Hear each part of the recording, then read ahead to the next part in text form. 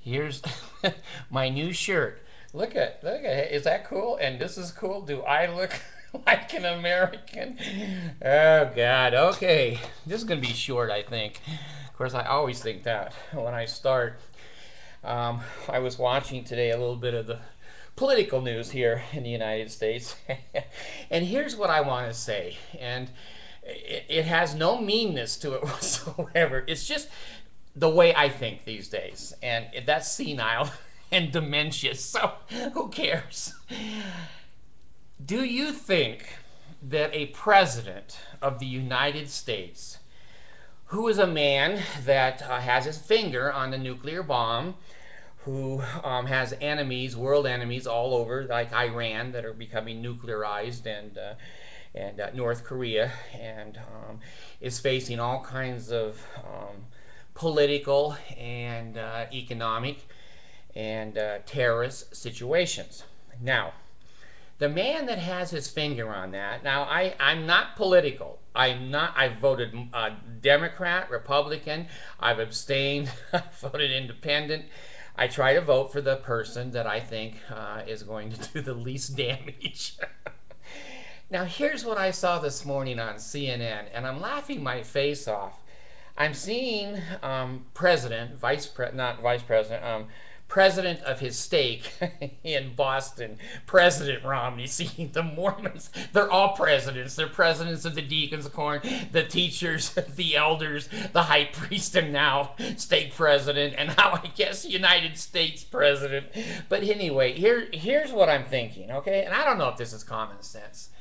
But when you've got a man that is in an extremely responsible position, now I've never been in a really totally life and death situation. I've been in situations where my decision made the difference between someone losing their job or keeping their job. Sometimes my decisions have been a little bit life-threatening. I've had to give CPR a couple of times, and both of those lived. I gave mouth-to-mouth once in Nevada on a car rollover, and she didn't live. She died. I tried to help on a baby that was decapitated and trying to calm the mother out there in Lancaster, California. So I've been in positions as a father. I've got 14 kids. I've had one run through a patio door. I had one have his whole lip cut off in the backyard on a pipe. I had one stepping on glass at Santa Barbara Beach, and he took 4 or 5 stitches. I had a girl that knocked both her front teeth out in the pool. And so, you know, I've never been where people will say, well, brother David. I'm no one's brother. My own siblings hate me, so don't ever call me brother David, especially if you're a Mormon, because I'm not your brother.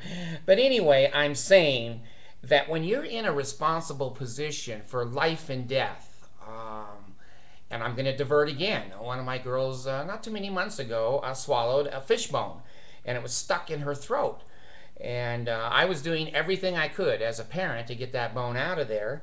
And finally the paramedics showed up, and finally we took her to the hospital. So as parents, I think you know what I'm talking about. Most of you are in my age, not my age group, but my age group demographics are 35 to 45 years old. Now in Utah, they're very old. They're 55 to 65 because they're on the committee looking for me and trying to stop the videos. But be that as it may, if you're a parent, you know that you have dealt with life and death situations. Maybe just to one person or to a child, or in an automobile accident, or missing an automobile accident. Here's where I have some problems with Mitt Romney. Now the man, I guess he stays true to his wife. I don't know if he has a penis. I don't know if he has testicles. I don't know if he has affairs. I don't know if he's molested his kids. Many times that doesn't come out for 25 or 35 years. Thank God the statute of limitations is waived in those cases. But here's what I worry about. You know, Barack Obama was in the audience of his black church, and you know, I've been maybe to two black churches at one time, and you know, they scream and they yell and they're animated and, you know, praise Jesus, and Southern Baptists, and even, like I said, black churches. Well, Obama wasn't a leader. He was just sitting in the audience taking the sacrament like the rest of the members. And this guy who's the preacher, he's, wanting more money, like the Mormons, in his basket. And Obama's sitting there, and it's a Christian church. It's a stable kind of a Christianity with Christ and the remnants of the moral system of the Jews and etc. Now here we have Bishop Romney, president of his stake Romney, running for president of the United States. Now, I think, because I was a Mormon for 50 years, I'm not telling you something that I read on the computer or on the internet and the evil one is chasing me. I'm not unhappy. Every day I get away from the Mormon church, I'm happier and happier. It's been 6 or 7 years. So, if you have a president and his basic tenets, I mean the pillars of his life, what holds his morality up, what holds his family together, what holds his morality together, his justice and the American way. If I never thought of it this way, but if he's a man that believes that he's wearing magic underwear, like Spider-Man, and a man that believes in polygamy. We just don't practice it because he hasn't put out a presidential statement that we're going back to polygamy. So here's a man that is going to head our country that has his hand on the nuclear button and can slap the shit out of anybody and then have everybody else's missiles coming at us. He believes that he has on magic underwear. So if there's a nuclear war, he's okay. The rest of us are dog shit. We're dog shit because we're not wearing the magic garments. Now, the other thing is that when you test this man and his Mormonism, not his political beliefs, I know. I was here when he saved the 2002 Olympics. They were on their ass and almost went bankrupt. Romney came in, kicked some butt, and he got it done. He's a good businessman, I guess, and a good family man from what I can tell. Now, he believes he has magic underwear. But the basic tenets of his entire life, where he's spent maybe 30% of his time in sacrament meeting, in bishopric meetings, in stake president meetings, and in general conference, and in counseling, and excommunications, and high council disciplinary courts. This guy has spent a lot of time in the Mormon church. Now he's president. He has his finger on the nuclear button, and he's got magic underwear. Does that make sense to you? It doesn't to me. I don't think Obama, maybe in his politics, I don't care. But I don't think Obama's stupid to think he wears magic underwear or that he has an afro and it will not catch fire in a nuclear war. Now, let's look at the other tenets of this Mitt Romney's belief system. He believes, now, you've never seen an angel. I've never seen an angel. I don't know anybody that's ever seen an angel that is outside a mental institution. Well, there's a couple of homeless people. I met one. I was selling ice cream one day, and he had a Jesus robe on, and he had Jesus boots and long hair. And I said, "May I help you?" And he says, "Yes, I'm Jesus." I said, "Jesus, do you have any money?" He says, "No." And I said, "Then you don't have any ice cream. Get out of here." So I'm telling you, this is nutball stuff. So here's the president of the United States of America, the most powerful country that has ever been created upon the face of the earth. And boy, we can, destroy ourselves within seconds. He believes that a gold digger, a man who never had a job, had a magic rock. And he went around the community finding treasure for people who paid him. Well, the people paid Joseph Smith, but he never found any treasures. He was convicted. He was convicted of fraud. He went to court and was convicted, and they called him a gold digger and a money hustler and a juggler. There was other statements in that court document.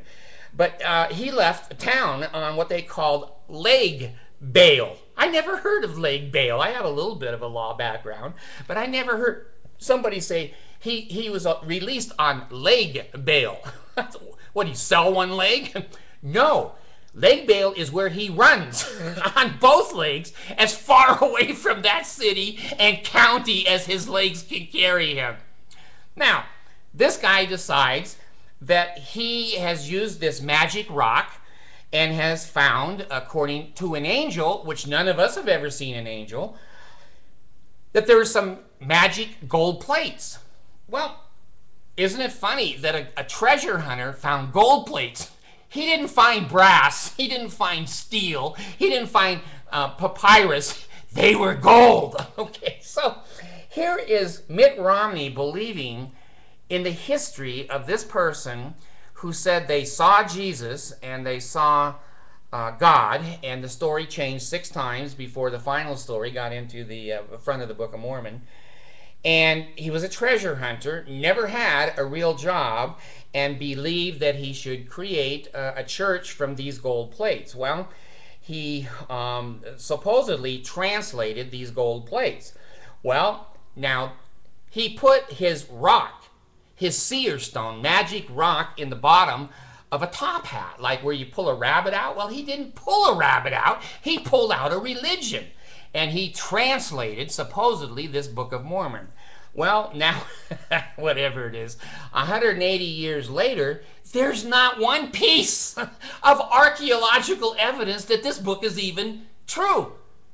It's geographic area, it's geologic area, it's cultures, it's behaviors, the food, there's no cities, there's no nothing to support the Book of Mormon. But that doesn't bother President Romney. He still believes somewhere they'll find a rock or a toilet somewhere that 20 million people used. Well, the gold plates were found on the Hill Cumorah in New York. I've been on the Hill Cumorah. Beautiful area up there, upstate New York. And Joseph said 1 million people or more died in the last battle there right around Hill Cumorah. I didn't see any swords. I didn't see any shields. I didn't see any bones. I didn't see anything that indicated there was 1 million people buried in the ground. You would have found person to person, skeletons or graves. So there's no evidence of that. Then Mitt Romney also believes in the standard works, and it's now been clearly shown by anyone that doesn't have an IQ in the single digits that the Book of Abraham is a total falsehood.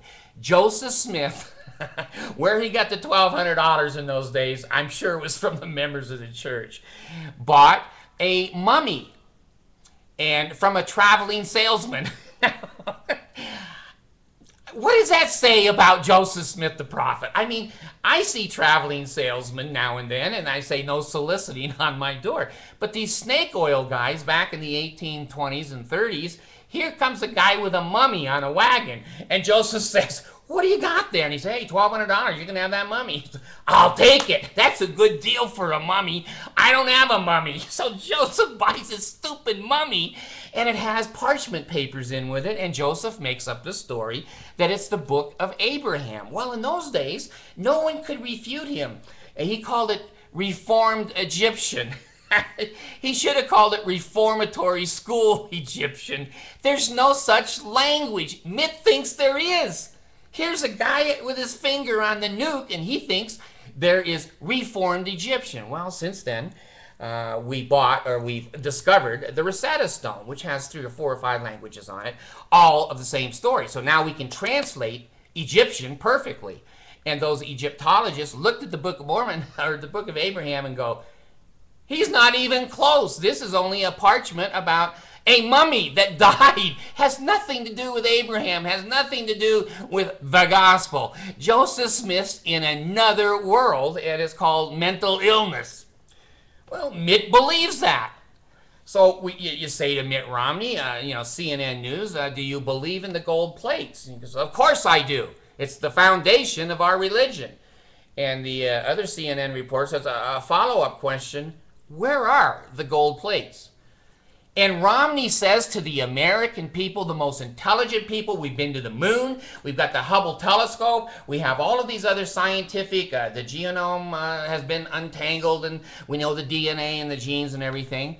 And Romney is going to say, well, the angel took it back to heaven so that we would have faith and testimony in Joseph Smith, the prophet. You want that guy's finger on the nuclear button. I don't. I have nothing against his politics. I have nothing against the Democrats or the Republicans. There seems to be good sides to both political parties. But I'm telling you, Obama's not that strange. And yeah, Nixon I think was a Quaker, and Kennedy was a Catholic, and Jimmy Carter, president, was a Baptist. Now, those in and of themselves religions, they have some quirks. They have some quirks. Every religion does. Otherwise, it wouldn't be a religion. It wouldn't require faith. So we've had presidents with different kinds of religious backgrounds, but this is a religious background that is totally out of the ballpark. And when Mitt Romney says on CNN that the angel Moroni took the gold plates back to heaven so that we would all know that Joseph Smith was a prophet, and we need to have a testimony on that, and that polygamy is a good thing. It's just that the people of the United States don't want it practiced, but we believe in it. Our Doctrine and Covenants 132 clearly says that with Joseph Smith speaking, you've got to be a polygamist to get in to the highest degree of the celestial kingdom. So you know what? You can do this all you want. You can do this all you want, and you can show the shirts, and you can, put the buttons on and have the Star-Spangled Banner being sung by the Tabernacle Choir. But I'm telling you something. I'm a psychologist at a master's level. I've counseled people. I know people. My job is to teach college-level humanities. And I'm telling you that a man that believes the roots of his entire existence believe those things, I'm a little scared. I don't mind if he drives a school bus. I don't mind if he teaches. I don't mind if he saves the Olympics. I don't mind. But you know what I found? When you give Mormons too much power, they go crazy because they want to prove to the world that Joseph Smith was a true prophet, because it validates their religious beliefs. And if he has to blow up Iran or blow up North Korea or have, the entire army surrounding the borders of the United States because everybody hates us, and he starts polygamy again, and he decides that the Mormon church is exempt again from all taxation, like Orrin Hatch, our senator, who's head of that board, that Senate committee, and churches can have corporations and they can make money. I'm telling you, people, I'm telling you, because I'm going to die. I don't give a shit. I don't care. In 2 or 3 years, I'll be dead. The rest of you got to live with this. The rest of you got to live with it. So all I'm trying to do is be a voice for my family, myself, and in the future, this video might be worth $1 million because they'll say, see, David the prophet was right. We've had a nuclear war, and David said, a Mormon with that button, he's going to prove who he is, and prove that Joseph Smith was, and prove the Book of Mormon. He has magic underwear. I don't think any president ever in this country had and has magic underwear. That makes me a little afraid.